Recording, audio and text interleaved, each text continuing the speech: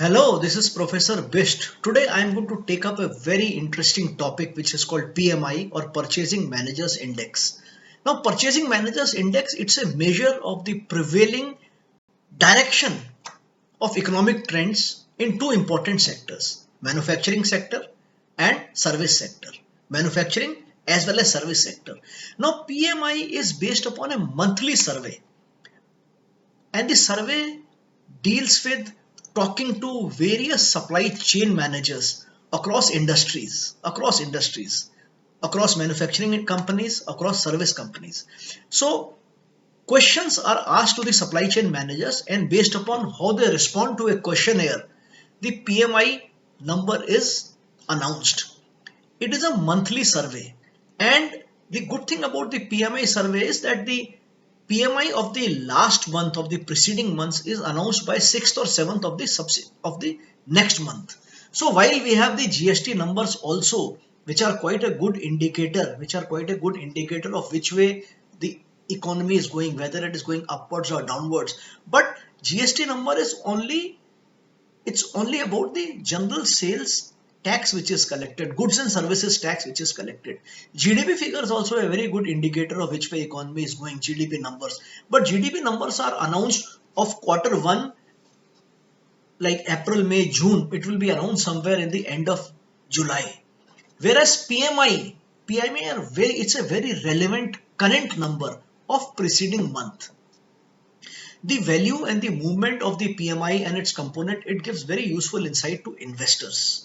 There are many people, including Reserve Bank of India, which looks at the PMI numbers. Who are the people who give you this PMI numbers? There are three leading institutes. The first is IHS Markit, MARKIT. It's an institution based in London. IHS Markit is now merged with the S&P Global, which is a New York based company. Second institution is ISM in USA, and third is SIPMM. It is Singapore Institute of Purchasing and Materials Management. For Indian purposes, we will consider IHS Markit survey only. So in the next few slides, I will explain to you how PMI is arrived at. Just to be in tune with the time, the IHS Markit PMI, which was released for the month of August, was 56.2. 56.2. In case of manufacturing PMI, as I told you, there are two PMI index or indices. One is for manufacturing sector and the other is for service sector. So for manufacturing sector, the PMI was 56.2. Now, if this PMI is more than 50, if it is more than 50, that means the economy is generally doing well. It is expanding. And if the PMI is 50, that means the economy is static. And if the PMI is under 50, that means there is a contraction in the economy. So the August 2022 number, PMI number, was 56.2, and this number of August 56.2 means in comparison to July, in comparison to July, there is a positive outlook in the manufacturing PMI. Similarly, in services sector, the PMI for August is 57.2, which is considered to be a good PMI. As I said, 50 denotes, a point above 50 denotes expansion, below 50 denotes contraction in the economy. During the period of COVID, for example, the PMI was minus, or it was under 50. Under 50 denotes contraction, 50 is the neutral figure. So, once we cover manufacturing and service sector, we almost get a complete hang of the economy. As you know, the primary sector, which is agriculture, forestry, fishing, mining and quarrying, which is the primary sector, it constitutes only around 22% of our GDP. So secondary sector, it comprises around 25%. What is secondary sector? Manufacturing, electricity, gas, water supply and other utility services, as well as construction. This is secondary sector. Secondary sector is 25%, and tertiary sector, which is the services, trade, hotels, transport, communication, services related to broadcasting, etc., financial, real estate services, or other professional services, or public administration, defense services, other services, all services, it is tertiary sector. So tertiary sector is around 54% of GDP. Secondary sector, which is the manufacturing sector, is around 25%. So together, the PMI takes care of at least 80% of the GDP. 20-21% is agriculture, mining, and quarry. So PMI is a very good indicator of which way the economy is going. So let me briefly discuss what are the various parameters of manufacturing PMI.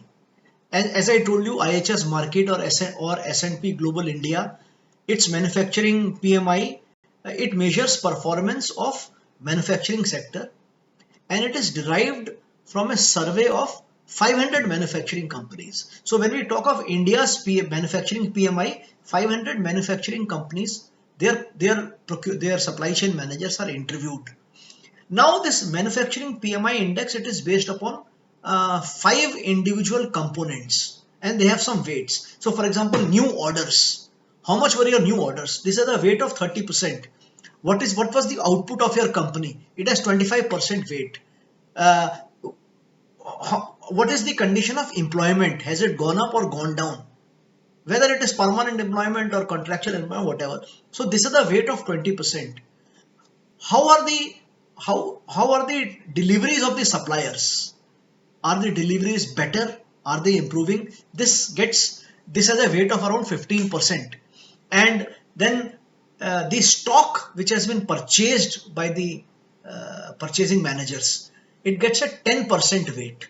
So new orders 30%, output 25%, in new employment 20%, suppliers delivery time 15%, and stock of items purchased 10%. So these are the weights, and then questions are asked whether these factors in the month which has just gone by, is it better than last month? Is it same as last month, or it is worse than last month? And then how many people have said it is better than last month? How many people have said it is same as last month? How many people have said it is worse than last month? These are then correlated with the weights of all these indices, and then the figure is arrived at. So a reading of 50 will indicate, a reading above 50 will indicate expansion of manufacturing sector as compared to previous month. If it is below 50, it will mean a contraction, while 50 means there is no change. So I have explained to you the PMI parameters of manufacturing sector. Now I will explain to you the PMI parameters of service sector. So what are the parameters of the service sector? As I told you, in order to get a economic insight into any sector, the PMI, it provides an indicator based upon survey. So in case of service sector, a questionnaire is sent to about 350 private sector companies. Their head of purchases, they respond to the questionnaire, and based upon their responses, IHS Markit, it compiles the PMI number for services. So what are the indices it tracks? It tracks indices in service sector I am talking about, like sales. Are sales of services have gone up, they are static, or they are going down. Again, in service sector, employment, inventories, and prices. Price component is very important in service PMI parameters. So a service PMI, it provides advanced insight into the service sector, giving the investors a better understanding of business condition. It gives very valuable information about the economic backdrop of the various market. Service PMI also provides stock market, an indicator of whether the current economy is doing well or it is not doing well in service sector. The PMI data is also used, both service sector and manufacturing sector, by Reserve Bank India to help make interest rate decisions. To help make interest rate, what should be the repo rate and stuff like that. Should the rate of interest be hiked?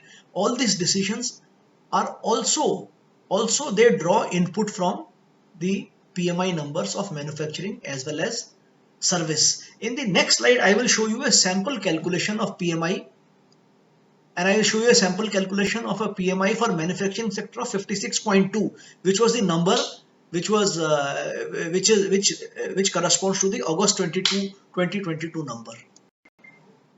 So here I am trying my best to explain to you how IHS markets must have arrived at a headline PMI of 56.2 for August 2022. So you see there are many rows and many columns.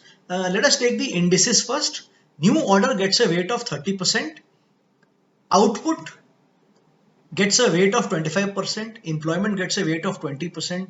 Suppliers delivery time gets a weight of 15%. And stock of items purchased gets a weight of 10%.